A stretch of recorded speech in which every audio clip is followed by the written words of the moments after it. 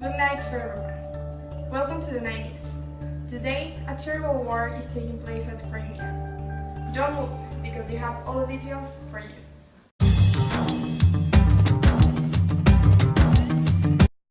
As you may know, Ukraine and Russia have lived in conflict for the past years, since the end of World War II. Crimea was under power of Russia, but Nikita Khrushchev gave Crimea away to Ukraine as cause of revolution. This takes place at Crimea, where their forces had started and inhabitants moved their forces against the anti-Russian crowd.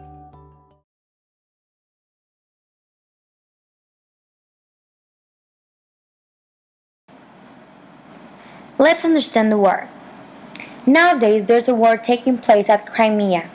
Russian military is helping the rebels with troop supplies and sophisticated military equipment, and anti-Russian people die accusing them.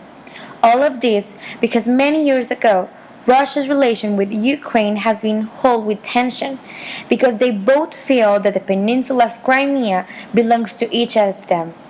After this, at the end of World War II, Stalin gave Crimea to Ukraine when they were part of the USSR. Let's take a look at the timeline. In 1954, the tension between these two countries started. In 1921, there was a referendum where Crimea voted against the independence. In 2013, there was a war breakout. The expert says that there are two ways to understand the war and define the kind of conflict. From Russian side, they argue that it's a conflict of interest because their main goal is territorial. But from Ukraine's side, it could be a conflict of ideas, because there's an ideology clash between the pro-Russians and the anti-Russians. You at home, what do you think? We're here in Ukraine to interview a victim of the war. Hello, Susana. Tell us about your experience. Well, thanks for having me here. It's a really sad story for me because I lost my family. I was born and raised in Mexico City, and then I met my husband, who is Ukrainian, and I came here to live with him. We were in peace, he was working at a shop store, I was raising our kids.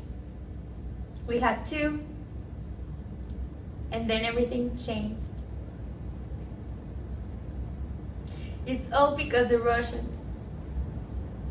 I was in a...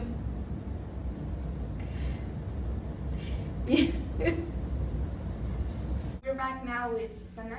Now that she's calm, she can tell us her story. Thank you. Well, I was in a Saturday. It was a Saturday. I was cooking lunch for my kids and my husband. And they went to the park, who was 2 streets away from our house.